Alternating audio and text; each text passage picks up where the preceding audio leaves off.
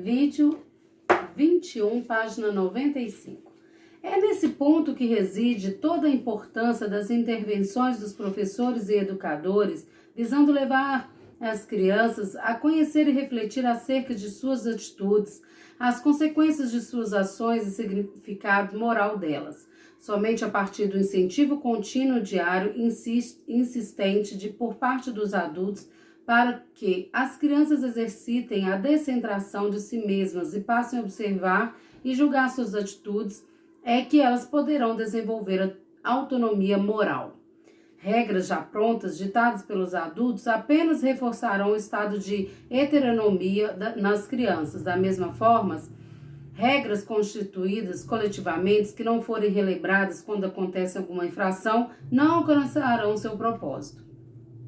A partir de um conflito, as crianças devem ser levadas a lembrarem-se das regras estabelecidas pelos grupos, pois neste momento as regras poderão ser percebidas de modo concreto e real.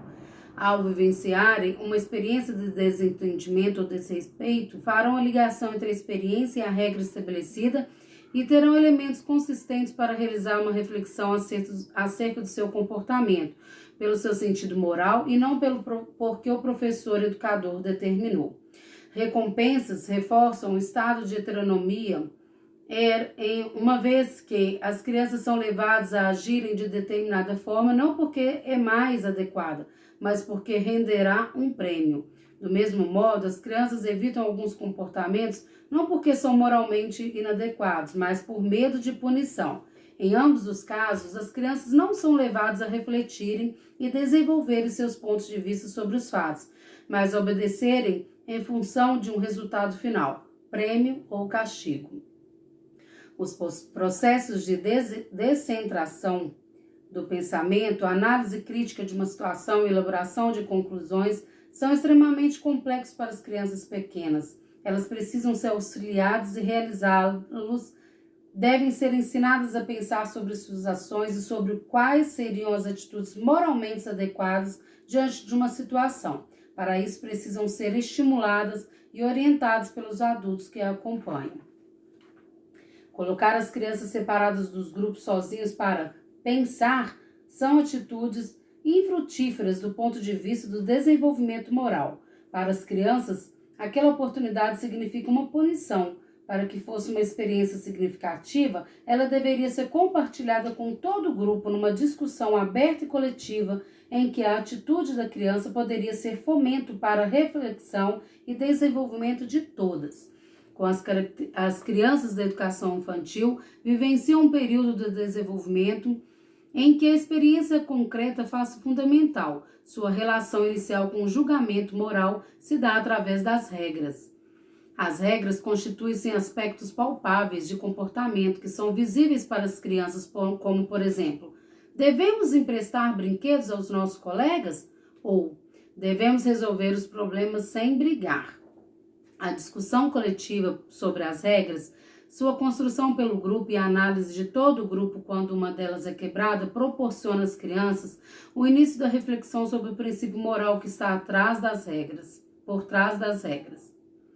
Tomando os exemplos acima, na regra, devemos emprestar brinquedos aos nossos colegas. O princípio que norteia pode ser a convivência harmônica ou da igualdade de direito. Entretanto, esses princípios ainda são abstratos para as crianças da educação infantil, enquanto a regra é mais concreta. Na outra regra apresentada, devemos resolver os problemas sem brigar. Os princípios norteados são os princípios o respeito aos demais e não a violência. O princípio deve ser apresentado pelo adulto que propõe à criança refletirem sobre ele a partir da vivência da regra. O desenvolvimento moral da criança se dá da mesma maneira que acontece o desenvolvimento cognitivo, pela constante ampliação do desenvolvimento à medida que vivencia novas experiências e reorganiza as percepções que haviam elaborado anteriormente. E nisso reside a necessidade do adulto fornecer oportunidades às crianças de observarem seus comportamentos, analisá-los, discuti-los e estabelecerem novas conclusões. Letra F, aspectos pedagógicos que entraremos. Página 99. Saberes e fazeres na educação infantil. As coisas estão no mundo só porque eu preciso aprender. Paulinho da Viola. Os saberes e os fazeres cotidianos que são vistos nas práticas pedagógicas envolvem diversos elementos que se interligam e interdependem. Muitos desses elementos não são claramente percebidos pelos sujeitos do cotidiano educativo. 2 pontos. Crianças, famílias, funcionários, professores, educadores, gestores, setores sociais. Entretanto, eles são fatores que interferem e até mesmo definem diretrizes e infraestrutura do trabalho.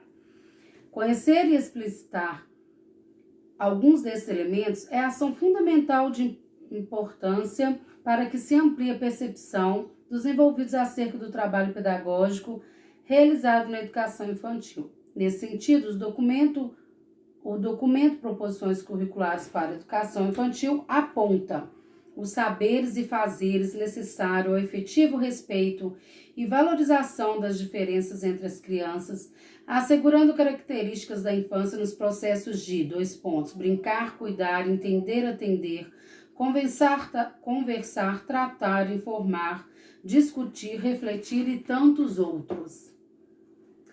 As propostas pedagógicas, ao serem formuladas, devem partir da ideia de que a sociedade contemporânea é diversa e que não existem grupos homogêneos. A heterogeneidade precisa ser vista como uma manifestação da riqueza dos seres humanos que são diferentes, superando a visão que enfatiza a diferença como falta de ausência. Também é preciso ter presente a ideia de que os sujeitos são mutáveis no tempo a partir de suas experiências de vida, isto é, as características não são fixas. O processo de democratização da educação e a universalização do ensino fundamental suscitaram questões complexas que vieram a definir a política da educação inclusiva nas escolas públicas em todas as etapas da educação básica. As lutas por uma educação não sexista, não racista, pela inclusão de pessoas com deficiência, a priorização de pessoas em situação de vulnerabilidade social e econômica, entre outros aspectos, levaram profissionais, pais e alunos e sociedade civil em geral a buscarem novas formas de conceber a educação e as práticas escolares. A sociedade vem reconhecendo cada vez mais a necessidade de incorporar na escola a pluralidade social. Existem também variações que se dão no tempo. Por mais que um grupo permaneça homogêneo, a heterogeneidade emerge. A diversidade não pode ser apenas respeitada, mas potencializada como um elemento fundamental de riqueza cultural, social, política e pedagógica. Sendo a função social da escola ensinar, uma das mais importantes aprendizagens a ser realizada por adultos e crianças é a convivência estabelecida na relação dos sujeitos entre si e com o mundo. Na realização do fazer pedagógico cotidiano, é fundamental oferecer às crianças múltiplas situações adequadamente planejadas que possibilitem modalidades variadas de aprendizagem a partir das diferenças individuais e de grupos, bem como a diversidade de processos de aprendizagem. Intervenções pedagógicas que busquem efetivar o desenvolvimento integral das crianças.